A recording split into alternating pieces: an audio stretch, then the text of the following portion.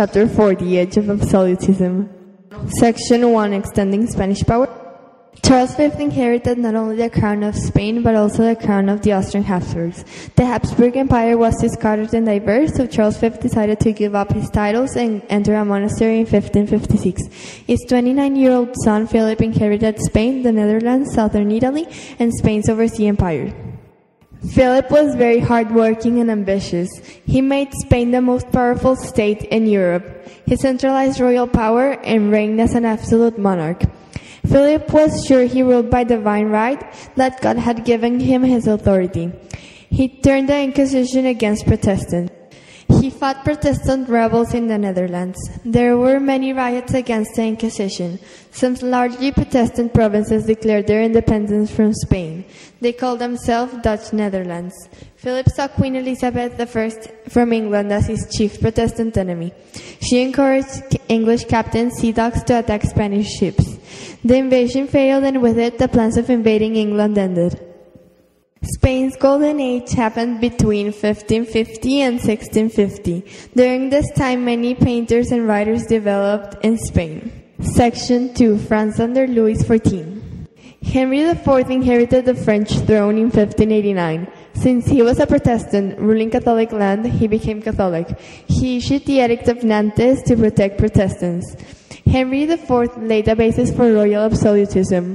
When Henry IV was killed, Louis XIII inherited the throne. Louis XIV believed that his power came from God and took the sun as the symbol of his absolute power. He thought he was the Sun King, who stood at the middle of the nation, just as the sun is in the middle of the solar system.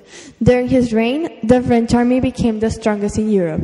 The castle of Bercy was built countryside near Paris. It was really expensive and could house 1,000 people, from servants to nobles. Section 3, Triumph of Parliament in England.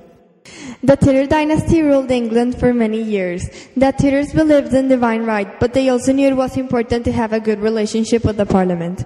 The battle lasted from 1642 to 1649. Although King Charles' army was very skilled, they lost against the Roundheads. After the Civil War, the Parliament decided to execute King Charles I. Charles II was very welcomed in England and a very popular ruler. He strongly believed in absolute monarchy, but avoided making his father's mistakes with the Parliament. Section 4, Rise of Austria and Prussia. The war began after two rebellious Protestant nobles threw two royal officials out the window in a Prague castle, which sparkled a general revolt. The fighting was brutal and left towns abandoned and wrecked. Austria, Prussia, France, England, and Russia formed alliances to maintain the balance of power. They sometimes battled each other. The 7-Year War was fought in 4 continents. The war ended with the Treaty of Paris, which gave Britain a huge empire. Section 5, Absolute Monarchy in Russia. To impose his will, Peter became an absolute monarch. Peter wanted to strengthen the military and expand Russian borders. He brought all the Russian institutes under his control, including the Russian Orthodox Church. Peter left a great legacy and ended the long period of isolation from the world. Although he left many reforms, they died with him. Catherine was a German princess. She went to Russia to marry Peter III. When he was murdered, she got the Russian throne to herself. Catherine was an absolute monarch, and she was determined to expand Russia's borders.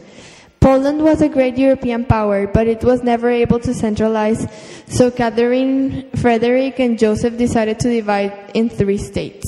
In Europe, 4 of the 5 powers were absolute monarchies, except for Britain, with its strong parliament.